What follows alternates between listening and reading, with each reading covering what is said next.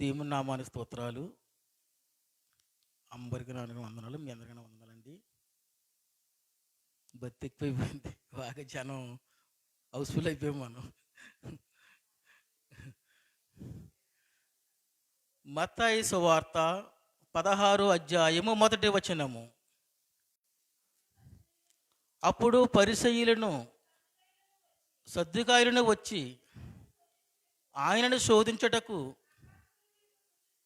ఆకాశమునుడి ఒక సూచక్రియను తమకు చూపమని ఆయనను అడగగా ఆయన ఇట్లనెను, సాయంకాలం మీరు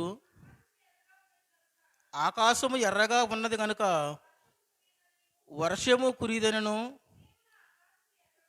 ఉదయమున ఆకాశం ఎర్రగాను మబ్బుగాను ఉన్నది కనుక నేడు గాలివాన వచ్చిననియు చెప్పుదురు కదా. మీరు ఆకాశ వైఖరి విచారింప నిరుగుదురు కానీ ఈ కాలంను చూసినను వివేచింపలేరు. సరిపోద్దండి.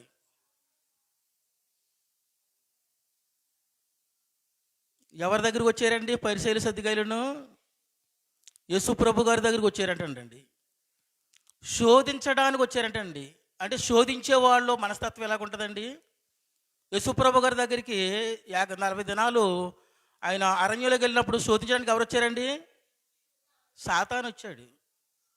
సాతాను భావాలు కలగ ఉన్నవారు ఏం చేస్తారంటే శోధిస్తూ ఉంటారు, దేవుని పిల్లలను శోధిస్తూ ఉంటారు, క్రియల కోసం అడుగుతూ ఉంటారు.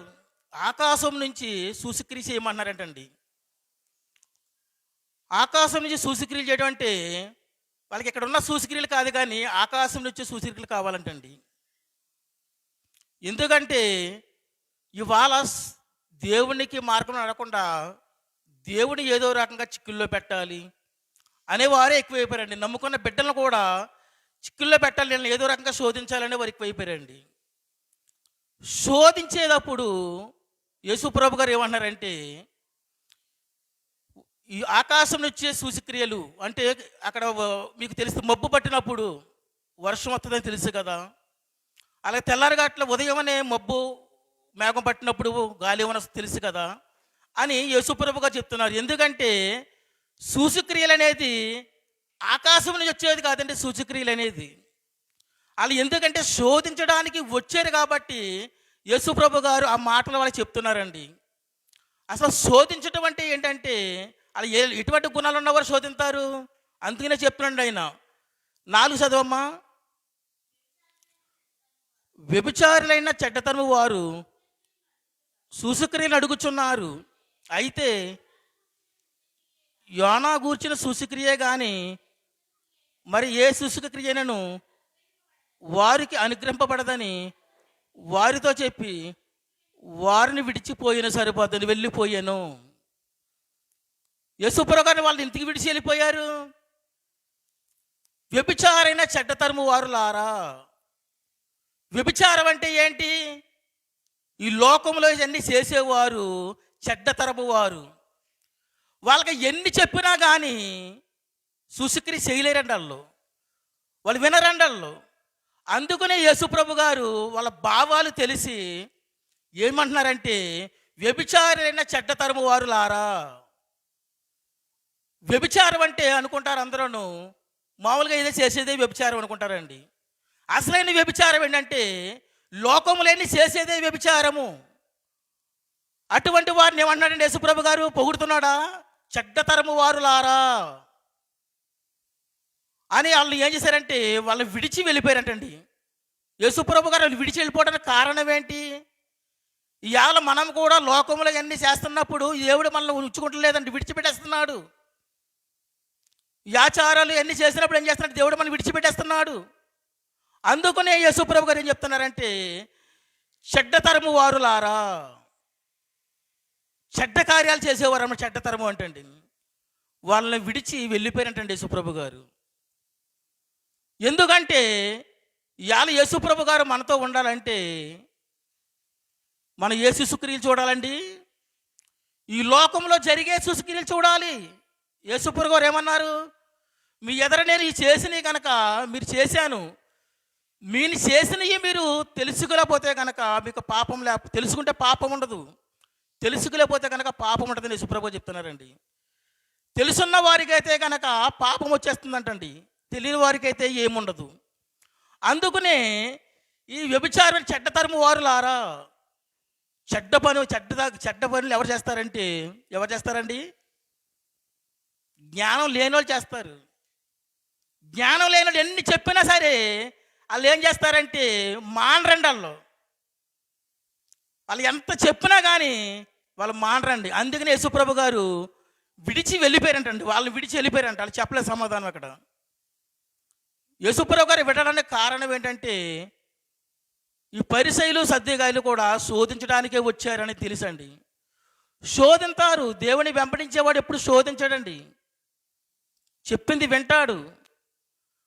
మనం 2 వారాల నుంచి పరిసయ్యులు సద్దూకాయులు శాస్త్రుల గురించే చెప్పుకున్నాం. ఈ ముగ్గురు కలిపి యేసుప్రభు గారిని బాగా శోధించినవారు. కానీ ఈ 3 తెగలు ఎక్కడి నుంచి వచ్చినాయి? యూదుల్లోంచి వచ్చిన వారే. ఈ 3 తెగలు కూడా ఎవరిని వచ్చిన వారంటే మనం అనుకుంటాం కులాలు అనుకుంటాం. కులాలు కాదండి, యోధా గోత్రంలో వచ్చిన వారు. ఈ ముగ్గురు కూడా యోధా గోత్రంలో వచ్చిన వారే. చెడ్డగా నడిచిన వారే. దేవుడు ఎందు నడవకుండా నడిచిన వారు, వ్యతిరేకంగా నడిచిన వారే. మనం అనుకుంటాం పలానా వాళ్ళు అయితే కనుక అలాగ అనుకుంటామండి. చాలా మందిరాలు చూస్తుంటేనే కులానికి ఒక మందిరం అయిపోయింది. అవునా కాదండి? మన కులం వాళ్ళు వెళ్ళ కదా, మనం ఆ మందిరంలోకి వెళ్తామేంటి? మన కులం ఇది, మనం ఈ మందిరంలోకి వెళ్దాం. అక్కడ క్రియలు ఉండవు, ఏముండవు. అలాగే ఎక్కువైపోయిందండి ఇవాళ. అసలు దేవుణ్ణి వెంబడించడం తెలియట్లేదండి. కానీ ఇక్కడ ఎవరంటే యూదులు వచ్చిన వారే, పరిసయ్యులు సద్దూకాయులు శాస్త్రులు కూడాను. అందుకనే ఈ చెడ్డతరము వారులారా అని అతను విడిచి వెళ్ళిపోయారంటే యేసుప్రభు గారు. అలాగే మత్తయి సువార్త 22వ అధ్యాయము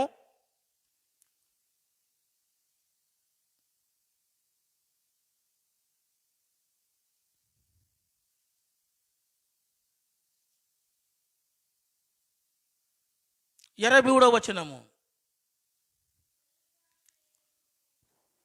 పునరుద్ధానము లేదని చెప్పుడి సద్దూకాయులు ఆ దినమున ఆయన యొద్దకు వచ్చి, బోధకుడా, ఒకడు పిల్లలు లేక చనిపోయిన ఎడల అతని సహోదరులు అతని భార్యని పెండ్లి చేసుకుని తన సహోదరుని సంతానము కలగజేయవలెనని మోషే చెప్పెను.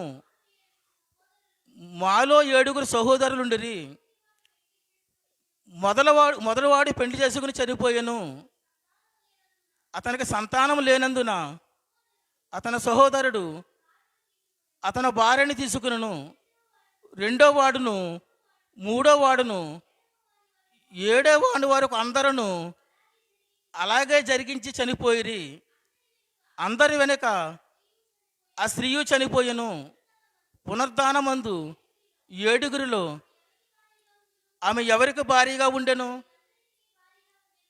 ఆమె అందరికీ భారీగా ఉండెను కదా అని ఆయన అడిగిరి. సరిపోద్దండి. ఇక్కడ మనం బాగా పరిశీలన చేయవలసింది ఏంటంటే యూదుల్లోంచి వచ్చిన వారు ఎన్ని తెగలు చెప్పానండి? ఇప్పుడు 3 తెగలు చెప్పాను. పరిసయ్యులు, సద్దూకాయులు, శాస్త్రులు. ఇక్కడ ఎవరు వచ్చారు? ఇక్కడ యేసుప్రభు గారు పునరుద్ధానం గురించి ఎవరు అడుగుతున్నారు? సద్దూకాయులు ఒక్కళ్ళు అడుగుతున్నారండి. పునరుద్ధానం గురించి సద్దూకాయులు ఒక్కరే అడుగుతున్నారు. 7 ఉన్నారు. మొదటివాడు చేసుకున్న తర్వాత అతను చనిపోతే కనుక తర్వాత 2వ వాడు చేసుకుంటారు. అలాగే 7 చేసుకుంటారు.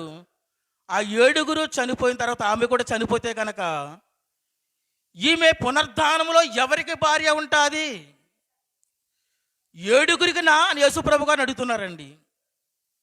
అంటే పునరుద్ధానం అంటే అలాగే లెక్క ఏంటంటే చచ్చిపోయిన తర్వాత మళ్ళీ ఇంకొక జన్మ ఉంటుంది. ఆ జన్మం గురించి అడుగుతున్నారండి వాళ్ళు. ఇవాళ చాలా సినిమాల్లో చూస్తూ ఉండేవారు. ఇవరకు ఇప్పుడంటే చూడలేదు కదా సినిమాలు. ఇవరకు సినిమాలు చూసినప్పుడు అది చచ్చిపోతాడు, మళ్ళీ పుడతాడు. అది రెండో జన్మ. అలాగే అంటే సినిమా పేరే చెప్పకూడదు కానండి, అలాగో సినిమాలో నాడు చచ్చిపోయాడు, మళ్ళీ పుట్టాడు, మళ్ళీ ఇద్దరే కూడా మళ్ళీ ఏమవుతారంటే మళ్ళీ భార్య భర్తలుగా వాళ్ళు ప్రేమించుకుంటారు. అలాగే ఈ భావం కలగ వారు ఎవరంటే సద్దుకాయులు. ఇలా పునర్ధానం గురించి అడుగుతున్నారు. 7 చనిపోయిన తర్వాత మళ్ళీ ఆమె చనిపోతే కనుక 7 భార్యగా ఉంటుందా అని అడుగుతున్నారండి. అందుకనే యేసుప్రభు గారు వాళ్ళకి ఏం చెప్తున్నారంటే 29 అందుకు యేసు లేఖనములను కానీ దేవుని శక్తిని కానీ ఎరుగక మీరు పొరబడుచున్నారు. పునర్ధానమందు ఎవరునూ పెండ్లి చేసుకొనరు, పెండ్లికి ఇయ్యబడరు, వారు పరలోకమందున్న దూత వలె ఉందురు. సరిపోద్దండి. యేసుప్రభు గారు ఏం చెప్తారు ఇక్కడ? అందుకు యేసు లేఖనములు కానీ దేవుని శక్తిని కానీ ఎరుగక మీరు పొరబడుచున్నారు. పునర్ధానమందు ఎవరునూ పెండ్లి చేసుకొనరు, పెండ్లికి ఇయ్యబడరు, వారు పరలోకమందు దూతల వలె ఉందురు. అంటే పునర్ధానం అంటే పరలోక రాజ్యము. అక్కడ ఎలాగుంటారంటే పెండ్లి చేసుకున్నారు, పెండ్లికి ఇయ్యబడరు, పెండ్లి చేసుకున్నారు, అందరూ సమానమే. ఆయన దగ్గర ఉన్నాడు. పరలోక రాజ్యంలో ఉన్నప్పుడు స్త్రీలేంటి పురుషులేంటి అంత సమానమే, ఆయన బిడ్డలే. అక్కడ పెండ్లి చేసుకున్నారు అని యేసుప్రభు గారు ఇక్కడ క్లారిటీగా చెప్తున్నారండి. మీరు లేఖనాలని గమనించటం లేదు, పరిశీలన చేయట్లేదు. మొదటగా చూడవలసింది ఏంటంటే లేఖనాలు చూడాలండి.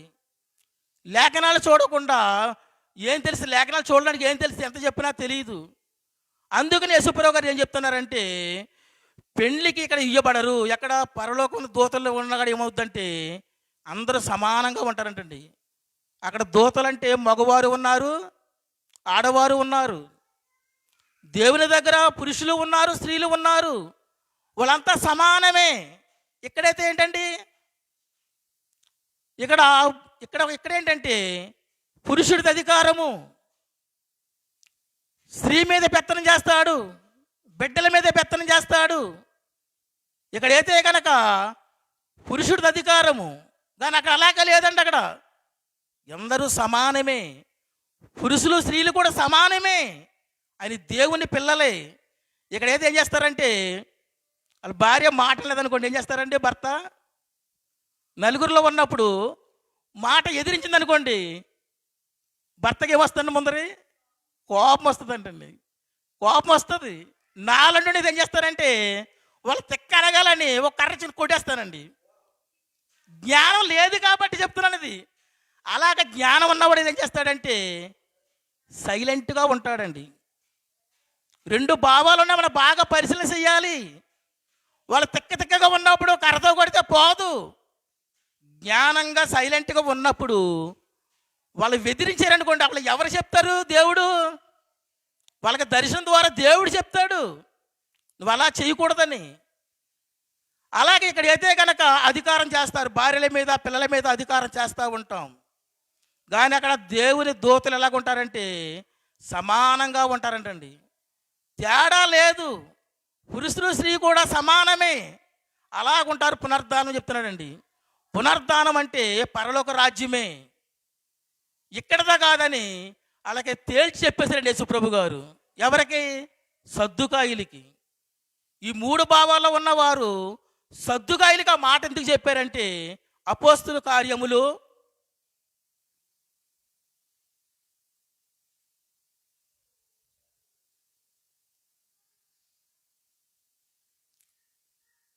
23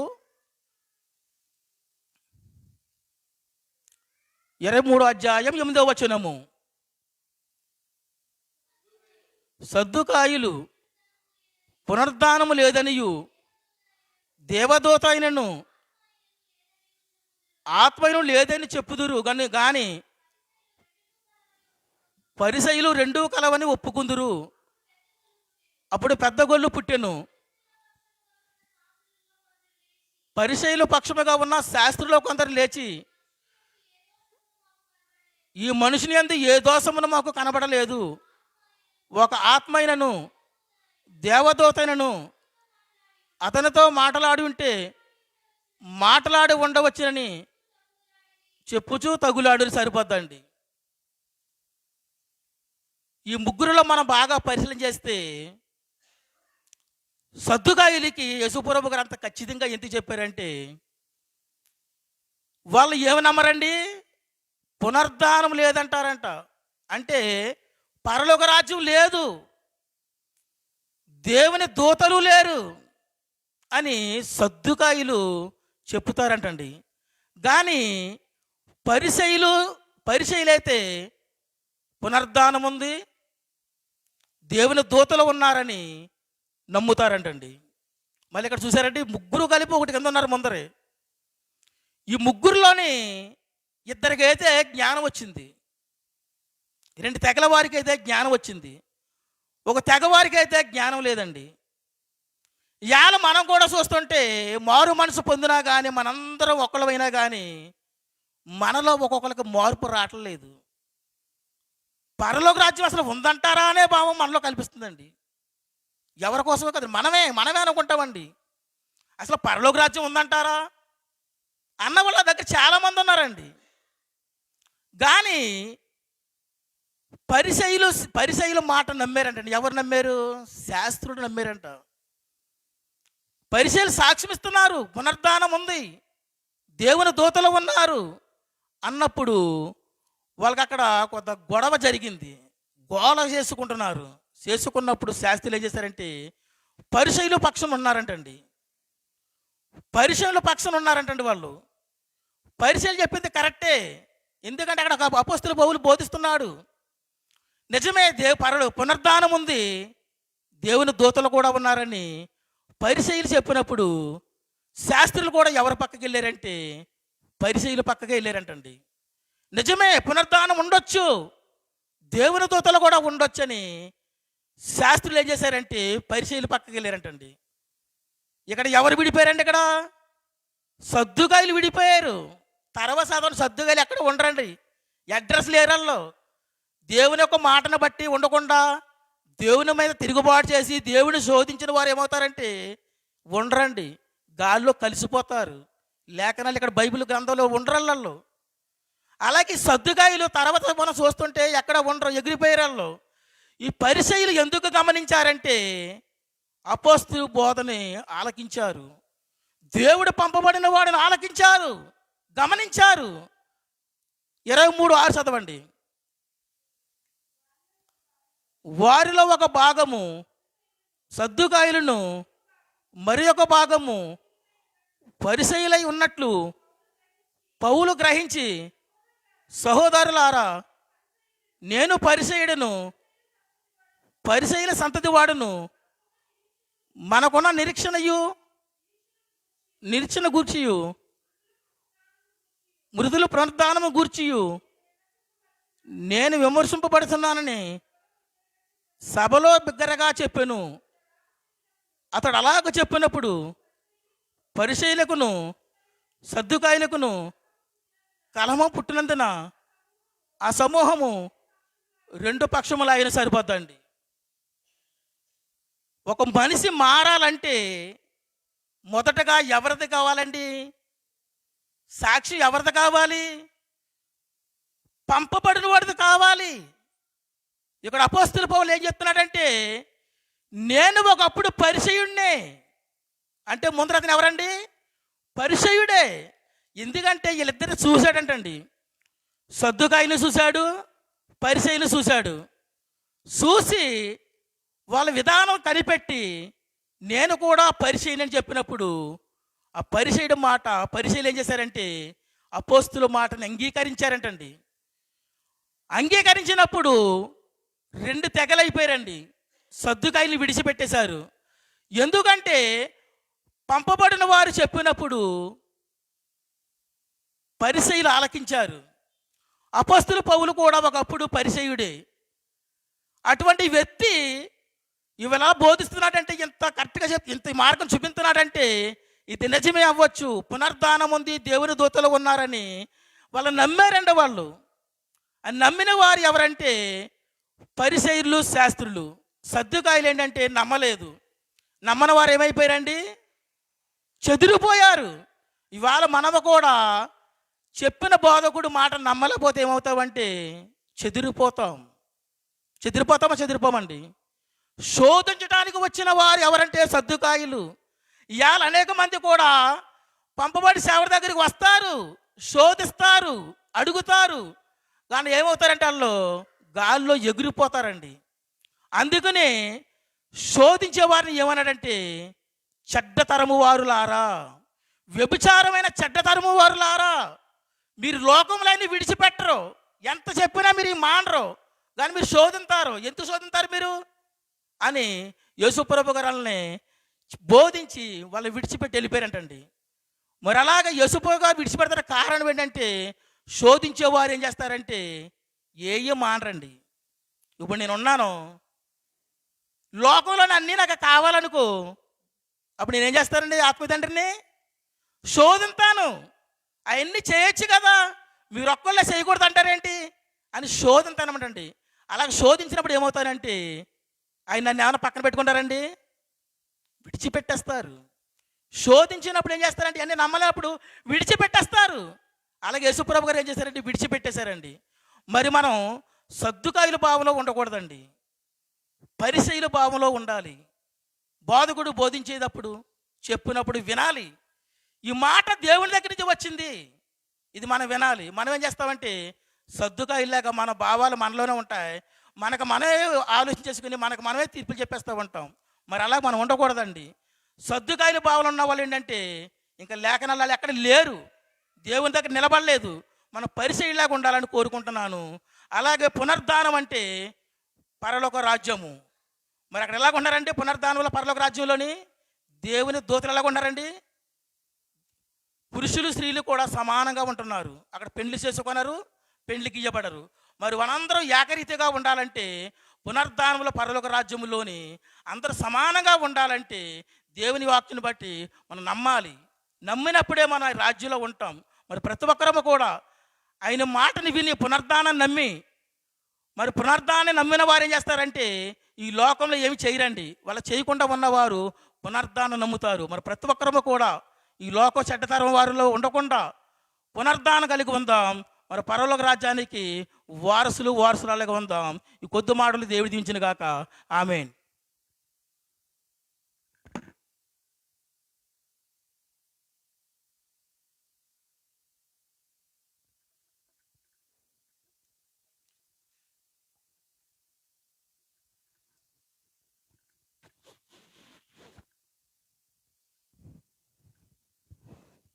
దేవుని నామన స్తోత్రాలండి. నాన్నగారికి అమ్మగారికి కూడా వచ్చిన మీ అందరికీ వందనాలు. ఇప్పటి వరకు చక్కని మాటలు మనము విన్నాము.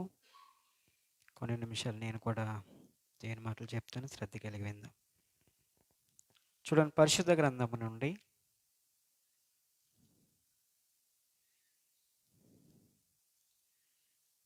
మార్కు సువార్త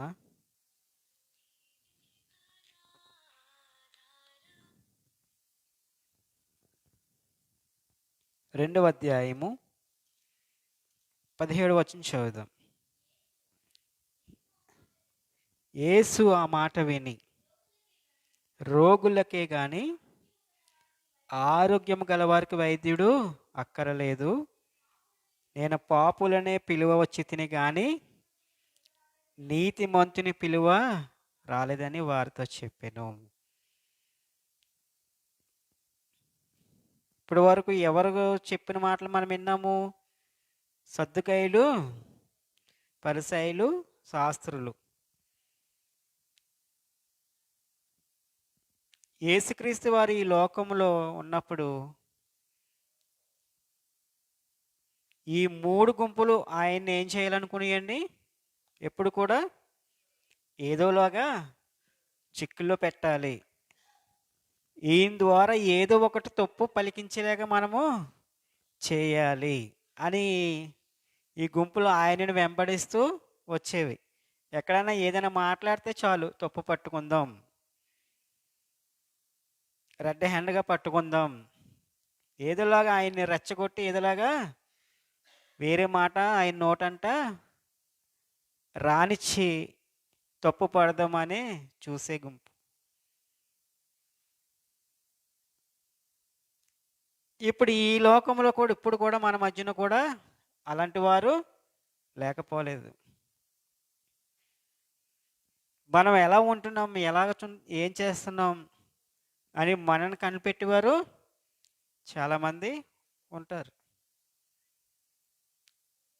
మనలో ఏమైనా తప్పు కనబడుతుందేమో, మనలో ఏదైనా లోపం కనబడుతుందేమో అని చూసేవారు చాలామంది ఉంటారు బయట. చాలామంది ఉంటారు. అయితే ఇలాగే యేసుక్రీస్తు వారు ఈ లోకంలో ఉన్నప్పుడు ఆయనను శోధించడానికి ప్రతి ఒక్కరూ ఆ 3 గుంపుల వాళ్ళు ఆయనను వెంబడించేవారు. అయితే ఇక్కడ కూడా అదే మాట ఇప్పుడు. ఒక ఆయన అడుగుతున్నారు. అదే 2వ అధ్యాయము మనము 16 నుంచి చదువుకుంటే, పరిసయ్యులను ఉన్న శాస్త్రులు సుంకరులతోనూ పాపులతోనూ భుజించి చూచి ఆయన సుంకరులతోనూ పాపులతో కలిసి భోజనం చేయుచున్నాడేమని ఆయన శిష్యులను అడిగేది. ముందు ఎవరికి డౌట్ వచ్చింది? ఎవరికండి? పరిసయ్యులో ఉన్న శాస్త్రులు. డైరెక్టర్ ఎవరి దగ్గరికి వెళ్ళలేదు? యేసుక్రీస్తు వారి దగ్గరికి వెళ్ళలేదు వీళ్ళు. ఎక్కడికి వెళ్ళారు? శిష్యుల దగ్గరికి వెళ్ళారు. శిష్యుల దగ్గరికి వెళ్ళి అడుగుతున్నారు. ఇప్పుడు చూడండి, మన పాస్టర్ గారు నాన్నగారి గురించి కొంతమంది మనల్ని అడుగుతారు. అవునా కదండి? డైరెక్ట్ ఆయన దగ్గరికి రాలేక మనల్ని అడుగుతారు. మీ పాస్టర్ గారు ఏం చేస్తారు, ఏంటి అంటే అది అది అడుగుతారు. మనము కరెక్ట్గా సమాధానము చెప్పాలి. అయితే ఈ మాట శిష్యులు ఎవరో వెళ్ళి ఆయనకి చెప్పే ఉంటారు. ఈ మాటలన్నీ తర్వాత అప్పుడు చెప్తున్నారు యేసుక్రీస్తు వారు ఏమని చూడండి 10. యేసు ఆ మాట విని, రోగులకే గాని ఆరోగ్యం గలవారికి వైద్యుడు అక్కర్లేదు చాలండి. ఇప్పుడు ఆరోగ్యంగా ఉన్నవారు ఎవరైనా డాక్టర్ గారి దగ్గరికి వెళ్తారండి? కొంతమంది చిన్న చిన్న అనారోగ్యాలు ఉన్నా కూడా వెళ్ళడానికి భయపడుతున్నాం. ఎందుకని? లేనిపోంది వాళ్ళు టెన్షన్లు పెట్టేస్తారు. విజయవాడ రాత్రి ఒక చోట మీటింగ్లో పాస్టర్ గారు చెప్తున్నారు. విజయవాడలో ఏదో చిన్న ప్రాబ్లం వచ్చిందని వెళ్తే వాళ్ళు ఇచ్చే మెడిసిన్ రియాక్షన్ అయిపోయి చాలా దారుణం, ఒళ్ళంతా చాలా దారుణంగా అయిపోయిందంట ఆయనకి. అండ్ అది చావు వరకు వచ్చేసిందంటండి. ఆయన ఒక ఫ్లెక్సీ పట్టుకొచ్చి అందరికీ చూపించారు. ఆ ఫ్లెక్సీ ఆ స్టేజ్ మీద నుండి, నేను ఇలా అయిపోయింది, నా శరీరం అంతా అలాగ అయిపోయింది కేవలం మెడిసిన్ వల్ల అని. చిన్న ప్రాబ్లంతో వెళ్తే ఏమైందండి? ఆయనకి ఇచ్చిన మెడిసిన్ అలా రియాక్షన్ అయిపోయింది. సర్వసాధారణంగా ఇప్పుడు మనము ఎవరైనా బాగున్న వాళ్ళు హాస్పిటల్ వైపు చూస్తారండి? ఎవరైనా వెళ్తారా? బాగున్నదని వెళ్తారా? ఎవరు వెళ్ళరు. అయితే యేసుక్రీస్తు వారు ఈ లోకానికి రావడానికి కారణం ఏంటి? పాపులను నశించుచున్న వారిని నశించుచున్న పాపులను వెదకి రక్షించడానికి ఆయన భూలోకానికి రావాల్సి వచ్చింది. క్రిస్మస్ సందేశం కాదు. అంటే నేను పాపుల కొరకే వచ్చాను కానీ నీతిమంతుల కొరకు నేను రాలేదు అని ఆయన చెప్పిన మాట ఇది. పాపులేంటి? రోగులకేంటి? ఇప్పుడు దేవుడు పాపాన్ని ఎలాగా కంపేర్ చేశారంటే, పాపాన్ని ఒక రోగంలాగా చూపించారు. అక్కడ ఒక మాట అన్నారు, పాపం అంటే రోగం. చీకటి పనులు చేసే వారికి కొంతమందికి ఏమొచ్చింది? ఒక రోగం వచ్చింది. ఏంటది? ఏంటి తెలుసు అందరికి. చీకటి పనులు చేసేవారు అందరికి ఏమొచ్చింది? రోగం, ఎయిడ్స్. ఆ రోగము మామూలు అసమస్య రోగం అన్నది ఎంతో భయంకరమైన రోగం. అది ఎందుకు వచ్చింది? చీకటిలో వ్యభిచారం చేయడం వల్ల. ఏమి లేవు ఇప్పుడు వాయావరుసలో లేవు. అన్నయ్య అవుతాడని కూడా తెలియకుండా పాపంలో మూలిగిపోతున్నారండి. చెల్లి అవుతుందని ఎవరైనా చూస్తున్నారా? లేదు. చెల్లితో కూడా పాపం చేయడానికి సిద్ధపడిపోతున్నారు. ఆడవారు ఆ ఛాన్స్ ఇవ్వకపోతే మగవాడు ఏమీ చేయలేరండి. ఆడవారు ఛాన్స్ ఇవ్వకపోతే మగవారు ఏమి చేయలేరు. ఒక పాపం జరిగిందంటే ఆడవారిదే 80% అక్కడ పాపం ఉంటుంది. అయితే దేవుడు ఈ పాపాన్ని ఎలాగా చూశారంట? రోగము.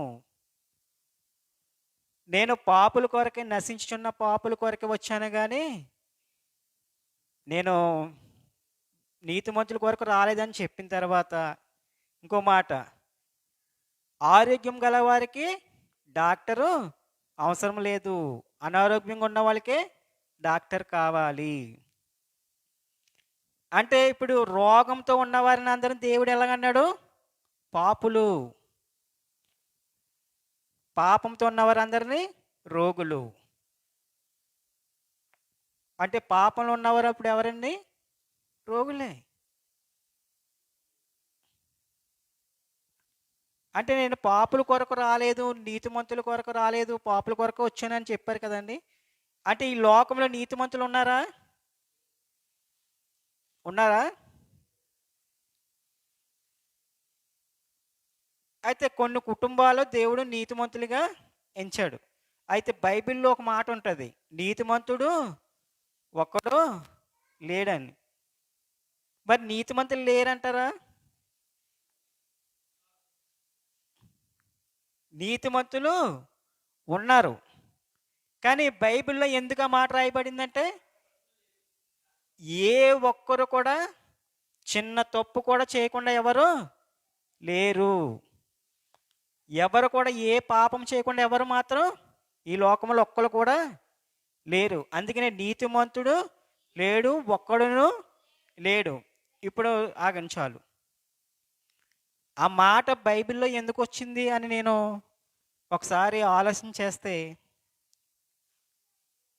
ఎవరైనా సరే చిన్న తప్పు చేయలేదు, నేను పాపమే చేయలేదు అని ఎవరైనా చెప్పగలరండి?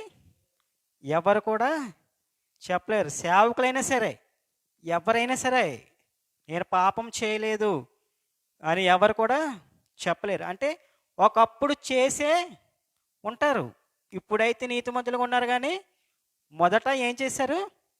పాపము చేశారు. అందుకనే బైబిల్లో ఆ మాట రాయబడింది, నీతిమంతుడు లేడు, ఒక్కడు కూడా లేడు. ఒకవేళ ఎవరన్నా ఉన్నారు అంటే సాక్షాత్ యేసుక్రీస్తు వారు తప్ప ఏ పాపము చేయని వారు ఎవరు కూడా లేరు. కొన్ని సాక్ష్యాలు మనం వింటాం. నేను ఒకప్పుడు వ్యభిచారినండి, తాగుబోతునండి, అనేకమైన మోసాలు చేశానండి, ఇప్పుడైతే బైబిల్ ఇచ్చుకుని వాక్యం చెప్తున్నానండి అని చెప్తాడు. అంటే దేవుని దృష్టిలో ఇప్పుడు ఏంటి అతను? నీతిమంతుడనా లేకపోతే పాపము లేనివాడనా? పాపము ఉన్నవాడనే లెక్క, పాపము ఉన్నవాడనే లెక్క. అందుకనే నేను ఆ మాట అసలు బైబిల్లో ఎందుకు అలా రాయబడింది అని ఆలోచన చేస్తే, ప్రతి ఒక్కరు కూడా పాపము చేసిన వారే. అందుకనే బైబిల్ అలా చెప్తుంది, చిన్న పాప అయినా చిన్న పాపం కూడా చేయని వారు ఎవరు ఈ లోకంలో ఎవరు కూడా లేరు. ఏదో పాపం చేసి ఇప్పుడు నీతిమంతులుగా తీర్చబడుతున్నారు. అది కంటిన్యూగా కాపాడుకుంటే దేవుడు క్షమించి పరలోక రాజ్యము ఇస్తాడు. కానీ మళ్ళీ దారి తప్పితే శిక్షకి అర్హులే, శిక్షకి అర్హులే.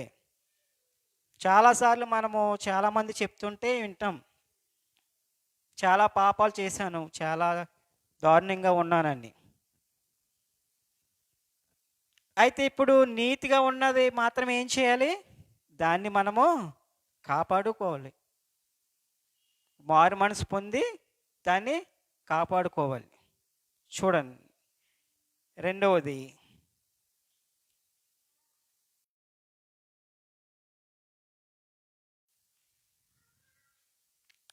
అదే 6వ అధ్యాయము, రోమపత్రిక 6వ అధ్యాయము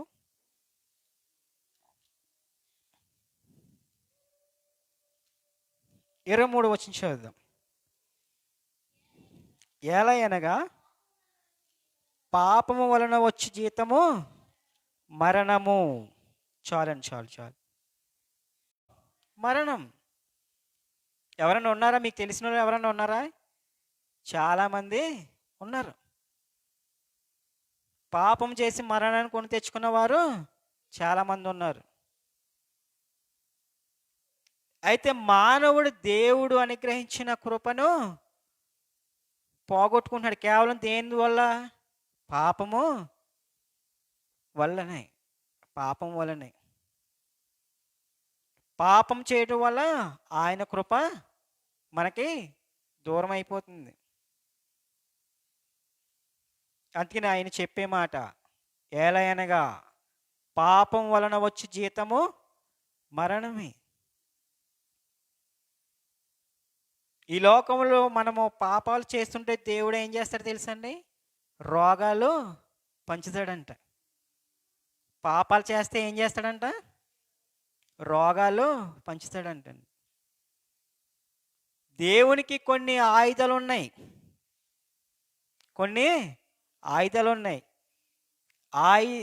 దేవుడికి ఉన్న ఆయుధాలు ఏంటండి? అనేకమైన తెగుళ్ళు. ఈ ప్రకృతి అంతా ఆయన చేతిలో ఉంది. ఉందండి. మనిషి ఆయన చెప్పిన మాట వింటాడో వినడో తెలియదేమో కానీ ఈ ప్రకృతి మాత్రం చెప్పిన వెంటనే సెకండ్స్ లేట్ కూడా చేయదు. ఏ తెగులైనా సరే ఆయన చెప్పిన వెంటనే సెకండ్స్ కూడా లేట్ చేయదండి. ఎవరైతే పాపం చేస్తున్నారో దేవుడు వాళ్ళకి రోగాలు పనిచేస్తాడంటండి.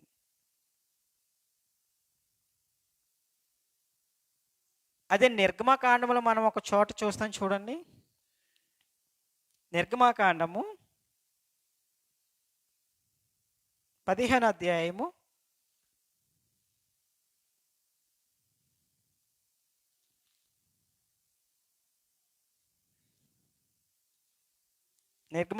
15వ అధ్యాయము 26వ వచనం చదువుదాం.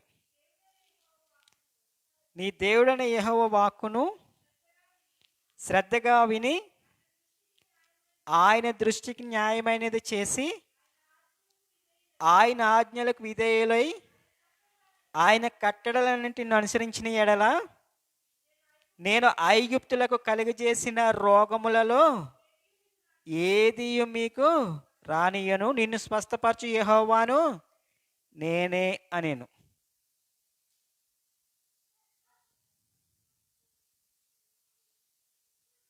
ఇప్పుడు అంటే రోగం ఎవరు పంపిస్తున్నారు? దేవుడే పంపిస్తున్నాడు. అది అందరికీ కాదు, కానీ ఎవరైతే దేవునికి వ్యతిరేకంగా పాపం చేస్తున్నారో వారికి తప్పకుండా దేవుడు రోగాన్ని పంపిస్తాడంటండి. ఇక్కడ చూడండి, ఆయన చెప్పిన మాట నిర్గమకాండము 15వ అధ్యాయము 26వ వచనంలో, మీ దేవుడైన యెహోవా వాక్కును శ్రద్ధగా విని ఆయన దృష్టికి న్యాయమైనది చేసి ఆయన ఆజ్ఞలకు విధేయులై ఆయన కట్టడలన్నిటిని అనుసరించి నడుచుకుని ఎడల నేను ఐగుప్తులకు కలుగజేసిన రోగములలో ఏది మీకు రానియను. చాలండి. ఐగుప్తులకి దేవుడు ఎన్ని తెగులు పంపించాడండి? ఎన్ని తెగుళ్ళండి? 10 తెగుళ్ళు. అవి ఏమన్నా మామూలుగా చిన్న చిన్నయండి? చాలా దారుణమైన తెగుళ్ళు. ఒక్కొక్క తెగులు గురించి మనం ఆలోచన చేస్తే ఇక్కడే మనకి చెమటలు పట్టేస్తాయి. అవునా కదండి? అలాంటి తెగుళ్ళు ఎవరి మీదకి రావడం అంట? ఎవరైతే ఆయన మాటలు శ్రద్ధగా విని ఎవరైతే ఆయన ఇచ్చిన ఆజ్ఞలు అనుసరించి నడుచుకుంటారో వారి మీదకి ఐగుప్తులు పంపించిన తెగులు ఏది కూడా ఆయన పంపించడంటండి. ఆయన ఎన్ని ఆజ్ఞలు ఇచ్చారు? ఎన్ని ఆజ్ఞలని? తెగుళ్ళు ఎన్ని పంపించారు? 10. అంటే ఈ 10 ఆజ్ఞలు ఒకటి కూడా ఏం చేయలేదు, ఒకటి కూడా నెరవేర్చలేదు. 10 ఆజ్ఞలు ఇచ్చిన ఆయన 10 తెగులను ఎందుకు ఏర్పాటు చేశారంటే నేను ఆలోచించింది అది. అంటే దేవుడు ఏర్పరిచిన 10 ఆజ్ఞలు ఒకటి కూడా వాళ్ళు చేయలేదు కాబట్టి ఆ 10 ఆజ్ఞలకి 10 తెగుళ్ళు పంపించేశాడు దేవుడు. మరి ఇప్పుడు మనం ఎన్ని ఆజ్ఞలు నెరవేరుస్తున్నాం? మనం ఎన్ని ఆజ్ఞలు నెరవేరుస్తున్నాం? ఈ కొత్త నిబంధన వచ్చేసరికి ఆజ్ఞలన్నింటినీ ఏం చేశారు? జల్లెడిగా పట్టి మీరు అన్నీ అక్కర్లేదు కానీ 2 ఆజ్ఞలు పాటించండి. ఏది? ఒకటేంటి? నీ దేవుడని యెహోవా మాత్రమే సేవించండి, ఇంకా వేరే దేవుడి జోలికి వెళ్ళొద్దు. రెండవది నీ పొరుగువారిని ప్రేమించండి. మొదటిది ఏంటి? నీ దేవుడని యెహోవాను పూర్ణ ఆత్మతోనూ పూర్ణ శక్తితోనూ ఆయనను మాత్రమే ఆరాధించండి లేదా పూజించండి. రెండవది నిన్ను వాళ్ళే నీ పొరుగు వారిని ప్రేమించండి. మనం మొదటి ఆజ్ఞలోనే ఉన్నాం. ఇప్పుడు ఏం చేస్తున్నాం? మొదటి ఆజ్ఞ మాత్రమే ఏం చేస్తున్నాం? మొదటి ఆజ్ఞ మాత్రమే పాటిస్తున్నాం. అంటే మనము యేసుక్రీస్తు వారిని మాత్రమే సేవిస్తున్నాం, ఆయనే పూజిస్తున్నాం. ఇంకొక ఆజ్ఞ ఉన్నది. అదేంటి? నిన్ను వలె నీ పొరుగు వారిని ప్రేమింపవలెను. అసలు ఈ ఆజ్ఞ మనం ఎవరన్నా చేస్తున్నామంటారా? ఎవరైనా చేస్తున్నారండి? ఎవరు కూడా చేయట్లేదు. అవన్నీ వద్దు, ఈ ఒక్క ఆజ్ఞ చేయండి చాలు అని మనము అనుకుంటున్నాం. ఒకే ఆజ్ఞ అంటే చాలా సర్లే చేసేద్దాం అని అనుకుంటున్నాం. కానీ ఎవరైనా చేస్తున్నారండి? నిన్ను వాళ్ళని పొరుగు వారిని ఎవరన్నా ప్రేమిస్తున్నారా? లేదు. సేవకుల్నే ప్రేమించుకోవట్లేదు, విశ్వాసుల్ని ప్రేమించట్లేదు. ఒక వ్యక్తి పక్కనున్న వ్యక్తినే ఏం చేయట్లేదు? ఆయన చెప్పినట్టు చేయట్లేదు. ఇప్పుడు ఆయన ఆజ్ఞలను అనుసరించి నడుచుకున్న వారి మీద దేవుడు ఏం చేయడంట? ఐగుప్తుకు పంపించిన తెగులు ఏది కూడా పంపించడంట. మరి ఆ 2 ఆజ్ఞలు మనము అనుసరించి నడుచుకొని ఆయన ఉగ్రతను తప్పించుకోవాలని కోరుకుంటూ దేవుడి మాటలు దీవించిన గాక. సమయం అయిపోయిందండి. ఒకసారి ఎస్ఐ బాబు ప్రేమ గురించి చెప్పాలి. దేన్ని మనం ప్రేమించాలి, దేన్ని ద్వేషించాలి అండి? మన దేన్ని ప్రేమించాలి, దేన్ని ద్వేషించాలి? యేసు ప్రభువారు పాపిని ప్రేమించాడు. పాపం చేసే ప్రతోడిని మనం ప్రేమించాలా? తోడి సాగుడు పాపం చేస్తాడని ప్రేమించాలా? ఈసారి ఖచ్చితంగా ఈ దీని మీద రీసెర్చ్ చేసి ప్రేమ గురించి చెప్పు. దేన్ని ప్రేమించాలి, దేన్ని ద్వేషించాలి? ఇదొకటి క్లారిటీ సరిపోద్ది నాకు ఈసారి వచ్చే వారం. అలాగే 2వ వారం చెప్పింది కానీ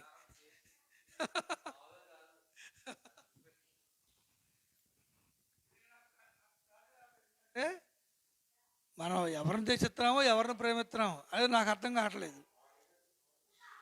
అది దేవునామాని స్తోత్రాలు. ఆత్మీయ తల్లిదండ్రులకు కూడి వచ్చిన మీ అందరికీ నా వందనాలు. ఇంతవరకు మనము 2 సందేశాలు విన్నాము, చక్కని సందేశాలు.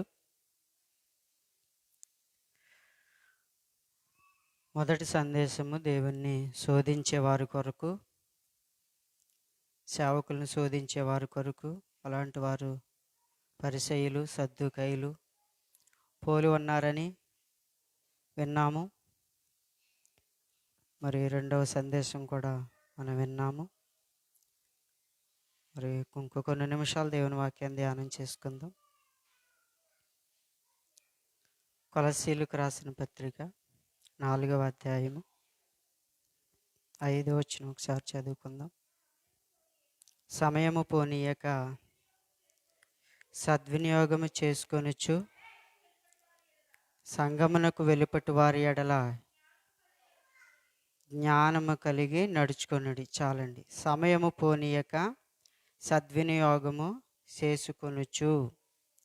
సమయము పోనీయక సద్వినియోగం ఇదే మాట ఎఫెసీలకు రాసిన పత్రిక 5వ అధ్యాయము 15వ వచనంలో కూడా, దినములు చెడ్డవి గనుక మీరు సమయమును పోనీయక సద్వినియోగము చేసుకొనుచు అజ్ఞానుల వలె కాక జ్ఞానుల వలె నడుచుకున్నట్లు జాగ్రత్తగా చూచుకొనుడి. చాలండి. సమయం కోసం బైబిల్ గ్రంథం దేవుడు చాలా మాటలే రాయించాడు. సమయం అనేది చాలా విలువైందని, దాన్ని వ్యర్థంగా పోనివద్దని దేవుడు రాయించాడు. అయితే దినములు చెడ్డవి గనుక సమయమును పోనీయక సద్వినియోగం చేసుకొనుచు అజ్ఞానుల వలె కాక జ్ఞానుల వలె నడుచుకున్నట్లు జాగ్రత్తగా చూచుకొనుడి. ఇప్పుడు సమయాన్ని పోనిచ్చేవాడు, సమయాన్ని చూసుకోలేనివాడు, సమయానుకూలంగా ప్రవర్తించలేనివాడు, సమయాన్ని దృష్టిలో ఉంచుకోలేనివాడు ఎవరితో సమానం అని వాక్యం చెప్తుంది? అజ్ఞాని అని వాక్యం చెప్తుంది. ఏంటిది? అజ్ఞాని. ఇప్పుడు సమయం ఎంత అయింది అంటే ఏం చెప్పగలం మనం? సమయం ఎంత అయిందంటే ఏం చెప్పగలము? సమయం అంటే రోజుకి 24 గంటలండి. ఇప్పుడు సమయం 1 గంట దాటింది. దేవుడు ఇక్కడ చెప్తున్న మాట ఏంటంటే ఈ సమయం గురించి కాదు. బైబిల్కి ఒక సమయం ఉంది, కాలానికి ఒక సమయం ఉంది, భక్తికి ఎక్కడున్నాము, ఏ స్థితిలో ఉన్నా అంటే ఒక సమయం ఉంది. దేవుడు ఒక సమయాన్ని నిర్ణయించాడు. ఆ సమయం ఎక్కడుందో వాక్యంలోంచి పరిశీలిస్తే వాక్యంలో మనకి దొరుకుతుంది. యెషయా గ్రంథము 21వ అధ్యాయము 11వ వచనం ఒకసారి చదువుదాం.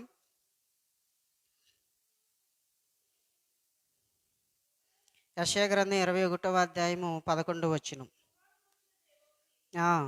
కావలివాడ రాత్రి ఎంత వేళైనది, కావలివాడ రాత్రి ఎంత వేళైనది అని ఒకడు సేయూరులో నుండి కేకలు వేసి నన్ను అడుగుచున్నాడు. కావలివాడు ఉదయమగును రాత్రి అగును, మీరు విచారింపగోరిన ఎడల విచారించుడి, మరలా రండి అనుచున్నాడు. చూడండి, దేవుడు అంటున్నాడు, కావలివాడ రాత్రి ఎంత వేళైనది, కావలివాడ రాత్రి ఎంత వేళైనది. ఒకే మాట 2 సార్లు ఉందంటే డ్యూటీలు మారినాయి అనుకుంటా. ఆ డ్యూటీ ఈడు తీసుకున్నట్టున్నాడు. కావలివాడ ఎంత వేళైనది, కావలివాడ రాత్రి ఎంత వేళైనది.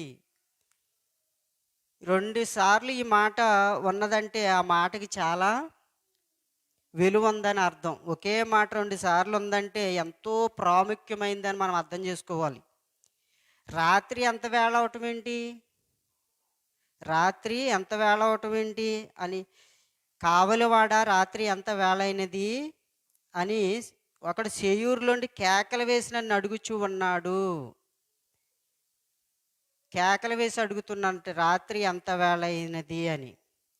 రాత్రి వేళ అవ్వడం ఏంటి అని మనం ఆలోచన చేస్తే యోహాను శుభవార్త 9వ అధ్యాయము 4 నుంచి చదువుదాం. పగలు ఉన్నంత వరకు నన్ను పంపిన వాని క్రియలు మనము చేయుచుండవలెను. రాత్రి వచ్చుచున్నది, అప్పుడు ఎవడునూ పని చేయలేడు, నేను ఈ లోకంలో ఉన్నప్పుడు లోకమునకు వెలిగినని చెప్పాను. చూడండి, యేసు ప్రభువు చెప్తున్న మాట ఏంటంటే, పగలు ఉన్నంత వరకు నన్ను పంపిన వాని క్రియలు మనము చేయుచుండవలెను. రాత్రి వచ్చుచున్నది, అప్పుడెవడునూ పని చేయలేడు.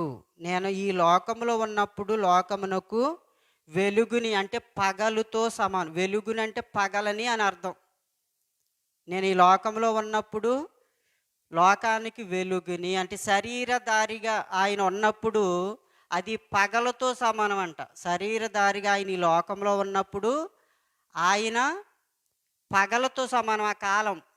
శరీరధారిగా ఆయన ఈ లోకానికి వెళ్ళిపోయిన తర్వాత రాత్రితో సమానము.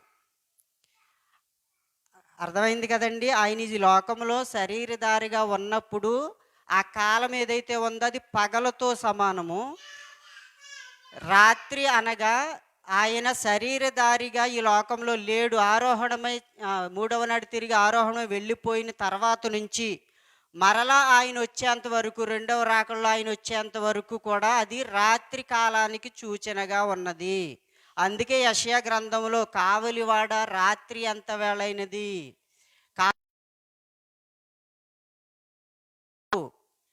అంటే మనల్ని అడుగుతున్నాడు ఎంత వేళైనది అని, ఎంత సమయమైనది అని చెప్పి. సమయాన్ని గురించి మీరు ఆలోచన చేయమని దేవుడు అడుగుచున్నాడు. అయ్యగారు చెప్పారు కదా, మొట్టమొదటి వాక్యం ఏం చదివించారు? ఈ కాలాన్ని గూర్చిన సూచనలు మీరు గ్రహించుకున్నారా అనే మాట. అవునా? అన్నీ ఆకాశం ఎర్రగా ఉందంటే వర్షం పడుతుందని చెప్పేస్తున్నారు, లేదా తుఫాను రాబోతుందంటే తుఫాను వస్తుందని చెప్పేస్తున్నారు. కానీ ఈ కాలాన్ని గూర్చిన సూచనలు మీరు ఎందుకు గ్రహించుకున్నారు? సమయం ఎంత అయిందో ఎందుకు గ్రహించుకున్నారు? మనం ఎక్కడున్నామో ఎందుకు గ్రహించుకున్నారు? అసలు ఇప్పుడు మనం ఎక్కడున్నాము అనేది ఆలోచన లేకుండా ఈరోజు మనం భక్తి చేస్తూ ఉన్నాం. భక్తి చేస్తూ ఉన్న సమయం గురించి ఎందుకు చెప్పాడంటే, సమయము కొద్దిగానే ఉన్నది కాబట్టి భక్తి విషయంలో తొందరపడాలి, వాక్యం నెరవేర్చే విషయంలో తొందరపడాలి, నీతి విషయంలో తొందరపడాలి. దేవుని రాకడ అనేది దగ్గరలో ఉందని మనం కంగారు పడాలి. అయ్యో సమయం లేదు, చక్కబెట్టగలనా లేదా. మనం ఇప్పుడు యెషయాబాబు అడిగినట్లు ఎన్ని క్రియలు మనం చేసాం, ఎన్ని క్రియలు వెనకబడిపోయి ఉన్నాం, ఎన్ని క్రియలు మనం చేసాము, ఎన్ని క్రియలు వెనకబడి ఉన్నాము. మరి వెనకబడిన క్రియలు చేయడానికి సమయం లేదు కదా. అర్థమైందండి? ఆ సమయాన్ని చూసుకోమని దేవుడు చెప్తా ఉన్నాడు. ఏదైతే మనం చేయలేకపోయామో మరి ఇంకెప్పుడు చేస్తాం? సమయం అనేది తక్కువగా ఉంది, సరే దేవుడు రాకడంటూ పక్కన పెడితే, మన ఆల్రెడీ మారు మనసు పొందిన దగ్గర నుంచి చూడండి. ఇక్కడ ఇంకో మాటని మీకు జ్ఞాపం చేస్తాను. రోమీలకు రాసిన పత్రిక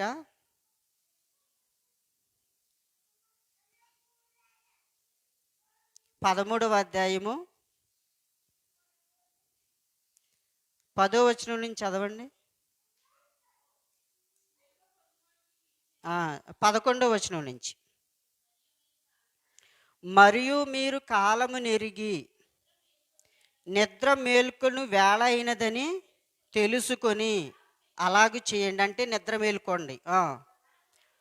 మనము విశ్వాసులమైనప్పటి కంటే ఇప్పుడు రక్షణ మనకు మరీ సమీపముగా ఉన్నది.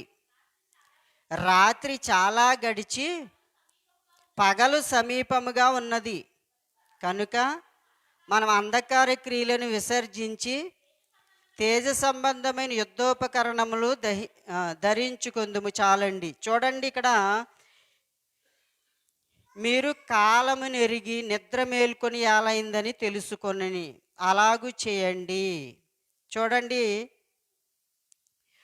మనం విశ్వాసులమైనప్పటికంటే ఇప్పుడు మనం మారు మనసు పొందినప్పటికంటే ఇప్పుడు సమయం ఎంత గడిచింది? ఉదాహరణకి నేను 2023లో మారు మనసు పొందాను అనుకోండి, ఇప్పుడు ఎంత అయింది? దాదాపు 3 సంవత్సరాలు అవుతుంది. 2 పూర్తయి 3 వచ్చేసింది అనుకోండి. ఇప్పుడు మీరు 2014లో మారు మనసు పొందారనుకోండి. ఇప్పుడు ఎంత అయింది? దాదాపు అలా అయిపోయింది. అంటే ఈ 11 సంవత్సరాలు గడిచిపోయిందంటే 11 సంవత్సరాలు ముందుకొచ్చేసింది రక్షణ అండి. అంటే పగలంటే యేసుప్రభు వచ్చే రాకడ దగ్గర అయిపోయిందనే కదా అర్థం. ఇక్కడ రాత్రి గడిచి రాత్రి చాలా సమయం గడిచిపోయిందంట.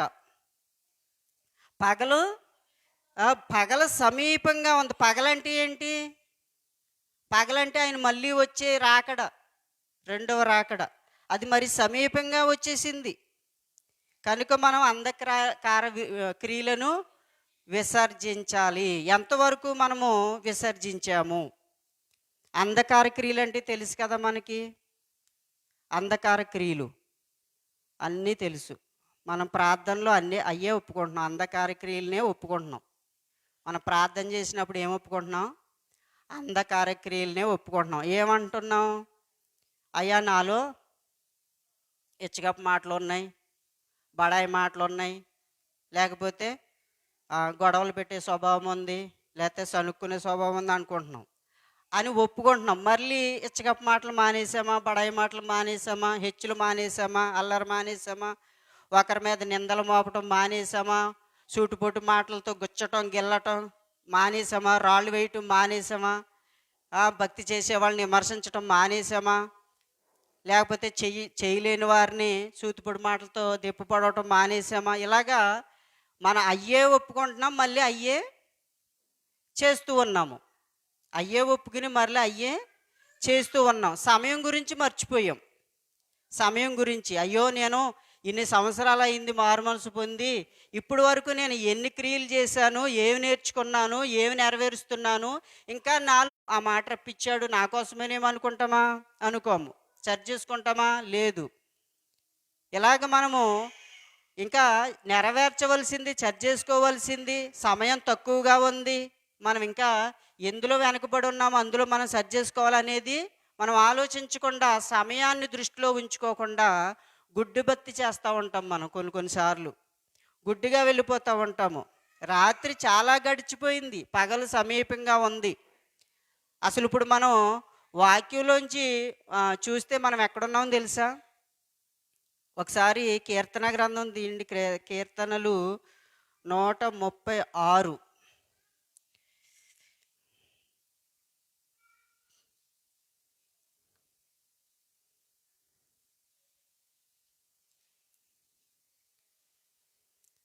నూట 9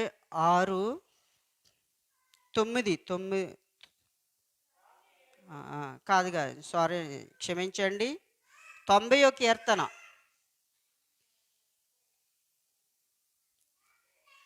90వ కీర్తన 4వ వచనం చదవండి.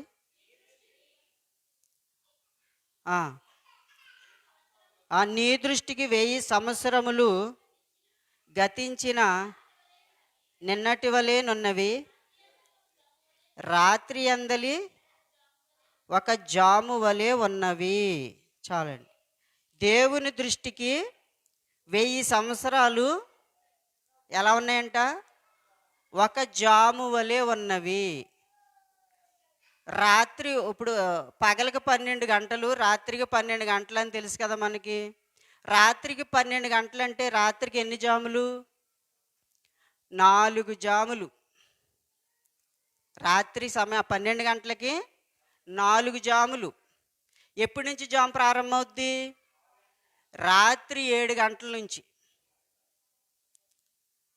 6 గంటలు అనేది రాత్రి అవ్వదు కదా, అవుతుందా? సాయంత్రం 6 గంటలు అంటారు. రాత్రి ఎప్పుడు ప్రారంభమవుద్ది? రాత్రి ఎప్పుడు?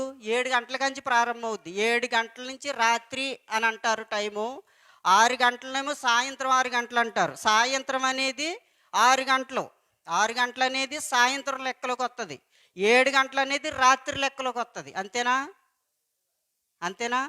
రాత్రి ప్రారంభం ఎప్పటి నుంచి ప్రారంభం అంటే 7 గంటల నుంచి ప్రారంభం. రాత్రి సమయం 7 గంటల నుంచి లెక్క పెట్టుకుంటే రాత్రికి 4 జాములు అయితే అంటే 12 గంటలకి కలిపి 4 జాములు అయితే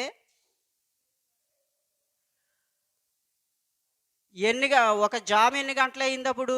3 గంటలు అయింది. అంటే రాత్రి 7 గంటల కాడి నుంచి 8, 9, 10కి ఓ జామ్ అయిపోయింది. 10 నుంచి 11, 12, 1 గంటకు 2 జాములు అయిపోయింది. ఇప్పుడు యేసు ప్రభు ఈ లోకాన్ని నుంచి వెళ్ళిపోయి ఎన్ని సంవత్సరాలు అయింది? దాదాపు 2000 పైచిలుకు. 2000 అంటే 1000 దినాలు ఒక జామ్ అయితే ఎన్ని జాములు అయినట్టు? 2 జాములు అయ్యిపోయింది. ఇప్పుడు మనం ఎన్నో జాములో ఉన్నాము? మూడో జాములో ఉన్నాము. అంటే ఈ జాము గడిచి ఇంకో జాముగా ఆయన వచ్చేస్తాడు. అర్థమైందండి? అంతేనా? కన్ఫ్యూజ్ అయ్యారా? 12 గంటలకి 3 గంటలకు ఒక జాము చొప్పున 2 జాములు అయిపోయింది. 2000 సంవత్సరాలు అయిపోయినాయి. ఇప్పుడు మనం మూడో జాములో ఉన్నాం. అంటే 1 గంట నుంచి 2, 3, 4 మధ్యలో ఉన్నాం మనం. ఆ జాము నడుస్తుంది ఇప్పుడు. ఆయన తెల్లవారేసరికి వచ్చేస్తాడు. అంటే రాత్రి సగం టైం అయ్యిపోయింది. నిద్ర మేలుకునే సమయం వచ్చేసింది ఇక. సరే, ఆయన ఇంకా చాలా సమయం ఉంది. మన వయసు ఎంత? మారు మనసు పొందిన కాడి నుంచి ఇప్పుడు మన వయసు ఎంత? పుట్టిన దగ్గర నుంచి మన వయసు ఎంత? ఇంకా మనం ఎన్ని సంవత్సరాలు బతుకుతాం? చాలా. ఇప్పుడు నాకు 35 సంవత్సరాలు అనుకోండి సపోజ్. ఇంకా నేను ఎన్ని సంవత్సరాలు బతుకుతాను? మహా అయితే 70, 80 అన్నాడు కదా. మహా అయితే 70, 80 అన్నప్పుడు నేను 35 సంవత్సరాలకు వచ్చేసానంటే ఇంకెంత ఉంది నా వయసు? దేవుడు అంతా చల్లగా చూస్తే ఇంకో 35 బతకొచ్చేమో. అంటే సగం అయిపోయింది నా వయసు. మరి మారు మనసు పొందిన దగ్గర నుంచి నేను ఏం తెలుసుకున్నాను, ఏమి నెరవేరుస్తున్నాను, ఇంకా నాకు సమయం ఎంత ఉంది, నేను ఎక్కడున్నాను, భక్తిలో ఎక్కడున్నాను, నీతిలో ఎక్కడున్నాను, యథార్థతలో ఎక్కడున్నాను, విశ్వాసంలో ఎక్కడున్నాను అని లెక్క లేకుండా నేను భక్తి చేశాను అనుకోండి, ఏమవుతాను? సమయాన్ని చూసుకోకుండా భక్తి చేస్తే ఏమవుతాను? అజ్ఞానుల వలె ఉంటాను, జ్ఞానం లేని వాడిని అయిపోతాను. అజ్ఞానంతో బతుకుది. ఆ దినం ఎప్పుడు వస్తుందో మనకి తెలియదు. ఆ దినం దొంగ వలె వస్తుందని చెప్పాడు దేవుడు. ఆ దినం ఎప్పుడు వస్తుందో మనకి తెలియదు. కనుక మనము అజ్ఞానుల వలె కాక జ్ఞానుల వలె బ్రతకమని వాక్యం సెలవిస్తూ ఉంది. ఇప్పుడు ఎక్కడున్నాం మనము? మూడో జాములో ఉన్నాము. కావలవాడ రాత్రి ఎంత వేళ అయింది? ఇప్పుడు ఎంత వేళ అయింది? మూడో జాముకు వచ్చేసింది రాత్రి. ఆయన సమీపంగా ఉన్నాడు. ఇక చూడండి, 1 తెస్సలోనికీ పత్రిక 5వ అధ్యాయము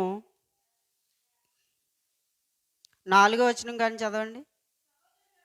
సహోదరులారా, ఆ దినము దొంగ వలె మీ మీదకు వచ్చుటకు మీరు చీకటిలో ఉన్నవారు కాదు, మీరందరూ వెలుగు సంబంధులు, పగటి సంబంధులై ఉన్నారు.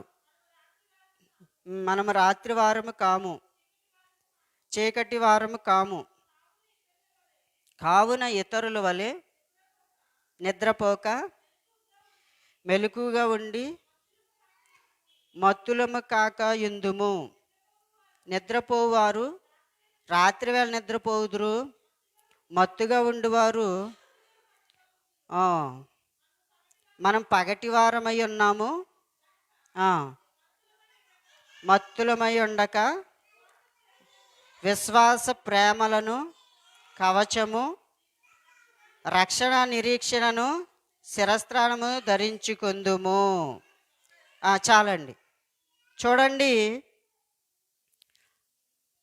ఆ దినము దొంగ వలె రావడానికి మీరు చీకట్లో ఉన్నవారు కాదు అని చెప్పాడు ఇక్కడ.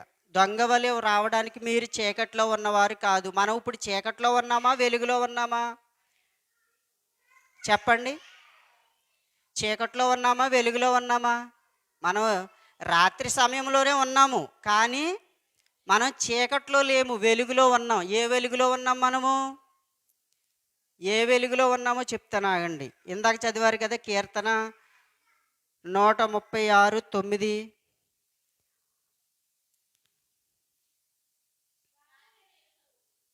రాత్రి నేలుటకు చాలు చాలు. రాత్రి నేలుటకు చంద్రుణ్ణి నక్షత్రములను చేసెను. రాత్రి సమయాన్ని ఏలడానికి ఆయన ఏం చేశాడంట? చంద్రుణ్ణి నక్షత్రాలని చేశాడట. ఇప్పుడు ఈ చంద్రుణ్ణి నక్షత్రాల వెలుగులో ఉంటే మనం చీకటి వారం కాదు. చంద్రుడంటే ఎవరు? చంద్రుడంటే పరిశుద్ధాత్మ దేవుని ద్వారా పొందే దర్శనం. పరిశుద్ధాత్మ దేవుడు చంద్రుడితో పోల్చొచ్చు, ఈ నక్షత్రాలను దేవుడు పంపిన వారితో పోల్చొచ్చు. అర్థమైందండి? ఈ రాత్రి సమయంలో వీళ్ళు నడిపిస్తారు. ఎవరో? చంద్రుడు, నక్షత్రాలు వెలుగునిస్తారు. ఆ వెలుగులో ఉన్నప్పుడు మనం తొట్టిపడము. ఇప్పుడు మనం ఏ వెలుగులో ఉన్నాము? చంద్రుడు ఉన్నాడా మనకి? ఉన్నాడు. ఎలా ఉన్నాడు? మారు మనసు పొందినప్పుడు దేవుడు దర్శనం ద్వారా మనకు దర్శించి దినదినం మనతో మాట్లాడుతున్నాడు. ఆ చంద్ర వెలుగులో మనం ఉన్నాం కదా. ఇప్పుడు నక్షత్రాలు ఉన్నాయా మనకి? ఏ నక్షత్రాలు? ఆత్మీయ తల్లిదండ్రులని నక్షత్రాలు కూడా మనకు ఉన్నాయి. ఇప్పుడు మనం చీకట్లో ఉన్నవారం అవుతామా? వెలుగులో ఉన్నవారం అవుతామా? వెలుగు సంబంధులు మనం. ఇప్పుడు లోకం మీదకు దొంగ వలె వస్తుందా దినం? మన మీదకి వస్తుందా? మనకంతా తెలుసు. ఆ దినం ఎప్పుడు వస్తుందో ప్రభు అని అడిగినా చెప్పేస్తాడు దేవుడు మనకి. అది దగ్గర పడినప్పుడు హెచ్చరికలు కూడా వస్తాయి మనకి. మన మరణం దగ్గర పడినా మనకి హెచ్చరికలు వస్తాయి. నీ మరణం దగ్గర పడుతుంది, నీ సమయం దగ్గర పడుతుంది, చక్కబెట్టుకో అని. ఇప్పుడు మనం జీవపు వెలుగులో ఉన్నాము. ఈ రాత్రి కాలాన్ని ఏలడానికి ఆయన నియమించిన వెలుగులు ఇయ్యే. చంద్రుడు అంటే దర్శనం, పరిశుద్ధాత్మ దేవుడు ద్వారా కలిగే దర్శనం, దేవుడు మాట. నక్షత్రములు అంటే ఆత్మీయ తల్లిదండ్రులు, పంపబడిన వారు. ఆ మాట చూడండి, దానియేలు గ్రంథంలో ఉంటుంది. దానియేలు గ్రంథం 12వ అధ్యాయము చదవమ్మా. బుద్ధిమంతులైతే ఆకాశ మండలములోని జ్యోతులను పోలిన వారై ప్రకాశించెదరు. నీతి మార్గమును అనుసరించి నడుచుకొనున్నట్లు ఎవరు అనేకులను త్రిప్పుదురో వారు నక్షత్రముల వలె నిరంతరము ప్రకాశించెదరు. చూడండి, ఎవరు నీతి మార్గమును అనుసరించి నడుచుకునేటట్లు ఎవరినైతే త్రిప్పుతున్నారు, అనేకుల్ని త్రిప్పుతున్నారు. ఇప్పుడు మన అందరినీ నీతి మార్గం అనుసరించమని తిప్పారా లేదా? ఎవరు తిప్పారు? ఆత్మీయ తల్లిదండ్రులు, 6 నక్షత్రాలు. వారు ఎవరిదైతే తిప్పుతారో వారు నక్షత్రాలను పోలి ఉంటారు. వారు నక్షత్రాలు. చంద్రుడు అంటే దేవుడి నుండి కలిగే మనకి దర్శనమే చంద్రుడు. చూడండి, ఇప్పుడు మనము దొంగవలే ఆ దినం మీ మీదకు వచ్చుటకు మీరు చీకటిలో ఉన్నవారు కారు, మీరందరూ వెలుగు కుమారులు, పగటి కుమారులై ఉన్నారు. మనం రాత్రి వారము కాదు, చీకటి వారము కాము. ఇతరుల వలె నిద్రపోక మెలకుగా ఉండి మత్తులము కాక ఎందు. మత్తులుగా ఉండడం అంటే ఏంటి?